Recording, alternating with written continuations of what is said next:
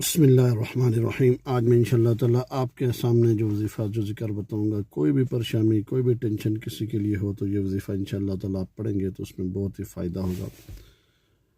और उस वजीफ़ा उस ज़िक्र की बरकत से आपके जितने भी मामलात ज़ाहिर में हैं बातिन में हैं इंशाअल्लाह ताला वो सेट हो जाएंगे। और आप थोड़ा सा तवज्जो ध्यान के साथ इसको पढ़ें। लैसा लहा मिन दूनिल्लाहि काशिफ़ा, असर की नमाज के बाद आपने पढ़ना है।